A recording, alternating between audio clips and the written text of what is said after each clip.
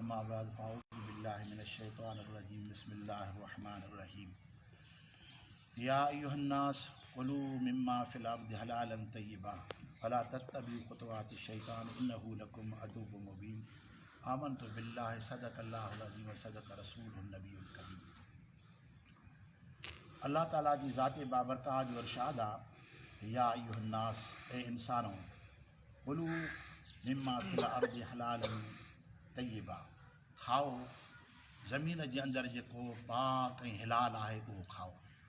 वला तत्तबिउ ख़ुतवातिश शैतान ऐं शैतान जे क़दमनि ते न हलो इन्नहु लकुम अदुव्वुम मुबीन ऐं बेशक इहो तव्हांजो पधरो दुश्मन आहे, ज़ाहिर तौर दुश्मन आहे। हिन आयत करीमा जी शुरूआत जे अंदरि अल्लाह ताला जो ख़िताब जेको आहे उमूमियत जे मथां कयो वियो आहे।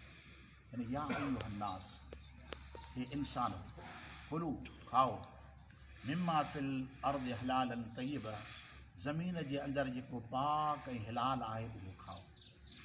हालांकि ईअं हुजणु घुरिजे या अय्युहल्लज़ीना आमनू ए ईमान वारो तव्हां ज़मीन जे अंदरि जेका पाक ऐं हिलाल आहे उहो खाओ, बल्कि अल्लाह ताला आम इंसान खे हुकुम फरमायो, आम इंसान खे ख़िताब फरमायो।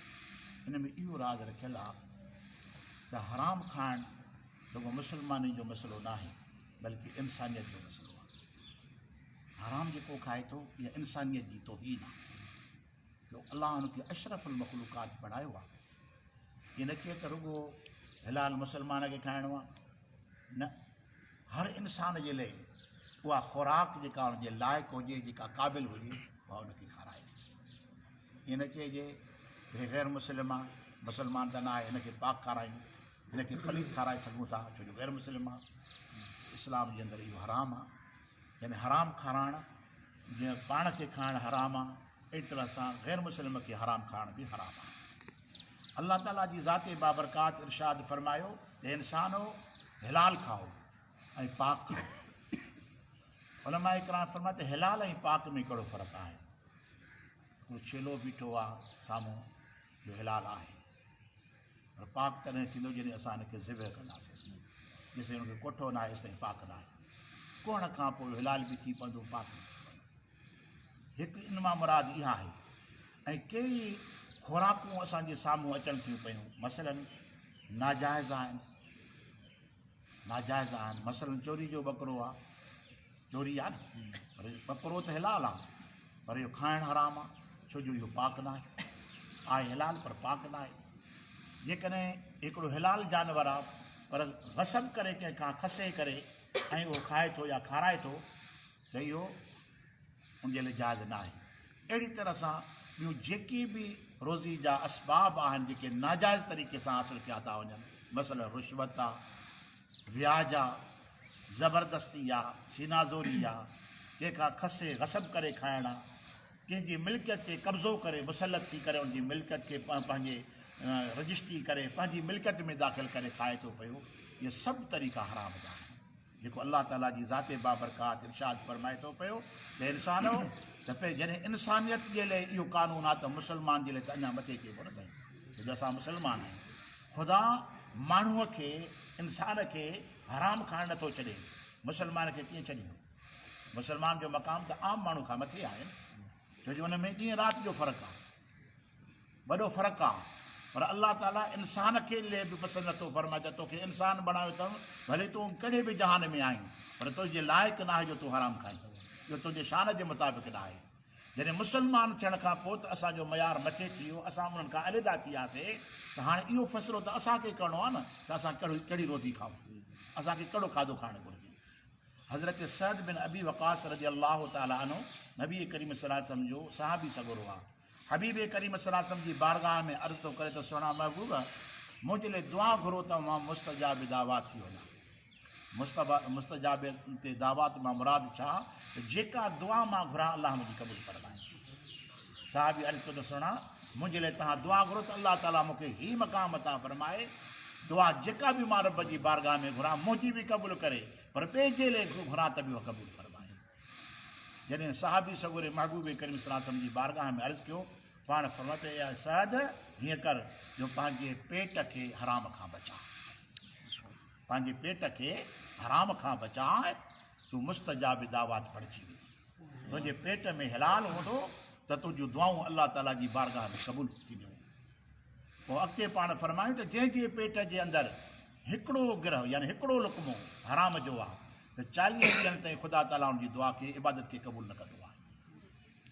ऐं अॼोके दौर जे अंदरि साइंसदाननि जी तहक़ीक़ कई त महबूब 40 ॾींहं छो चया। 40 ॾींहं तो 40 ॾींहं हिकिड़ो अहिड़ो अदद आहे हुन में हिकमत रखियलु आहे। अमड़ जे पेट में जॾहिं ॿारु थींदो आहे न लुत्फ़ो थींदो आहे उहो बि 40 ॾींहंनि जे अंदरि हुन में तग़य्युर ईंदो आहे। 40 ॾींहंनि जे अंदरि इहो कुदरती हिकिड़ो निज़ाम आहे 40 ॾींहंनि जो। पाण खे त 40 ॾींहंनि ताईं उनजी दुआ ख़ुदा वटि उनजी इबादत क़बूल न थींदी आहे जंहिंजे पेट में हिकिड़ो लुक़मो हराम जो आहे। पोइ साइंसदाननि तहक़ीक़ कई त आख़िर महबूब इहो छो फरमायो आहे। तव्हां उहो फ़ैसिलो करे उन हद ते वञी पहुता त हिकिड़े गिरह जो असरु जेको आहे न इंसान जे मादे जे अंदरि 40 ॾींहंनि ताईं रहंदो आहे। 40 ॾींहंनि ताईं उन हिकिड़े गिरह जो असरु इंसान जे मादे में रहे थो। जॾहिं 41 ॾींहं थिए थो पोइ उनजो असरु ख़तमु थी थो वञे। त अलाह जे महबूब बेशक सच फरमायो आहे त हराम जो यानी हिकिड़ो हराम जो गिरह जेकॾहिं इंसान खे एतिरो पोटे करे थो छॾे ख़ुदा खां परे थो करे पर जंहिंजी सॼी रोज़ी जो दारो मदार खाइण पीअण जो हराम जे मथां आहे। ॾिसो न व्याज हिकु वरी अहिड़ो किनो अमल आहे। मां त ॿुधायां न छेलो हिलाल आहे पर चोरीअ जो आहे त पाक न आहे। जानवर हिलाल आहे पर पाक न आहे। पर व्याज जेको आहे न उहो हराम बि आहे पलीत बि आहे। ॿई शयूं आहिनि। उन जे लाइ हदीस पाक में ईअं लिखियलु आहे पाण मतिलबु व्याज जा पैसा जेको वठे थो उनजे मथां बि लानत आहे। जेको उगाड़े थो उनजे मथां बि लानत आहे। पर व्याज जो जेको धंधे जे अंदरि लिखे थो रुगो नौकर रखियलु आहे न बाबा हिन जा पैसा मथिकी जा लिखियसि जेको लिखे थो उनजे मथां बि लानत आहे। यानी इहो जेके बि इन धंधे जे अंदरि व्याज जे धंधे जे अंदरि जेके बि शुमार थियनि था ख़ुदा जी सभिनी जे मथां लानत आहे। छो जो मुआशिरे जे अंदरि वॾे में वॾो जुर्म आहे इहो व्याज जेको आहे न वॾे में वॾो जुर्म आहे। छो जो इंसानियत जी वॾी तौहीन थिए थी पई। माण्हुनि खे मजबूर करे बुराई जे तरफ़ ॾे माइल के थो वञे। छो जो ख़ुदा पंहिंजी मख़लूक जे मथां कंहिंखे मुसलत न कयो आहे। हीउ ज़ालिम मुसलत थिए थो पियो तंहिं करे ख़ुदा जो वटि जो वॾो ॾोह आहे। अलाह ताला जी ज़ाते बाबरकात वला तत्तबिउ ख़ुतवात शैतान इन्नहु लकुम अदुव्वुम मुबीन। ख़ुदा तव्हांखे जेको पाक हिलाल करे ॾिनो आहे उन मां खाओ ऐं शैतान जे क़दमनि ते न हलो। शैतान जे क़दमनि ते न हलो मुराद छा जेको ख़ुदा हिलाल कयो आहे उनखे हिलाल सम्झो जेके ख़ुदा हराम कयो आहे उनखे हराम सम्झो। जो कंहिंखे अख़्तियार न आहे जो ख़ुदा जे हिलाल खे हराम करे सघे जीअं न वरी हराम खे हिलाल करे हिलाल खे हराम करे इहो कंहिंजो अख़्तियार न आहे। बल्कि शैतान ईअं थो चाहे जो तव्हांजे हिलाल खे तव्हांजे लाइ हराम करे पेश करे तव्हांजे हराम खे तव्हांजे अॻियां हिलाल करे पेश करे। तंहिं करे अलाह ताला जी ज़ाते वल शैतान जे क़दमनि ते न हलो छो जो इहो तव्हांजो ज़ाहिर ज़हूर दुश्मन आहे। खुलम खुला फरमाए त इन्नमा यअमुरुकुम बिस्सूइ वल फ़हशाइ। छो जो इहो हुकुम थो करे बुराईअ जो ऐं बेहयाईअ जो। सूइ माना बुराई फ़हशाइ माना बेहयाई व अन तक़ूलू अलल्लाहि मा ला तअलमून। तव्हांजो इहो ईअं चाहे थो पियो त अलाह जे मथां बि तव्हां अहिड़ियूं ॻाल्हियूं हणो जंहिंजो तव्हांखे इल्मु आहे ख़ुदा जे मथां हणणु मतिलबु हिकिड़ी शइ ख़ुदा नाजाइज़ कई आहे हे वरी अलाह जो नालो वठी भई अलाह हिनखे पाक फरमाए काथे आहे हे मुलनि जा टाह अथव जो हिनखे हराम था कनि पिया। हे बाबा पाक आहे यानी अलाह जे मथां हई न त शैतान ईअं थो चाहे त जंहिंजो तव्हांखे इल्मु कोन्हे को उहो तव्हां अलाह जे मथां हणो। अलाह ताला जी ज़ाते बाबरकात त इहो तव्हांजो पधरो दुश्मन आहे। इहो कॾहिं बि तव्हांखे सही रस्ते ते हलणु कोन ॾींदो। तंहिं करे अलाह ताला जी ज़ाते बाबरकात इरशाद फरमायो त पंहिंजी रोज़ीअ खे हिलाल कयो पाक कयो। जेतिरी रोज़ी पाक थिए थी एतिरी इस्तिताअत इबादत वजूद में पैदा थींदी। हिकिड़ी जो माण्हू जी निमाज़ जी दिलि चवेसि नथी क़ुर पाक ॿुधण जे लाइ तयारु न आहे छो आहे त का त हुनजे अंदरि आहे न कमी का त हुनजे अंदरि आहे न। इहे ई सबब आहिनि जॾहिं रोज़ी मख़लूत थी वञे खाइण पीअणु मख़लूत थी थो वञे न इहो वॾे में वॾियूं बुरायूं हुन में पैदा थियनि थियूं पयूं। अलाह ताला जी ज़ाते बाबरकात असांखे पंहिंजी पनाह में रखे हक़ ऐं सच जे मथां अमल करण जी तौफ़ीक़ अता फरमाए। वमा तौफ़ीक़ी इल्ला बिल्लाह।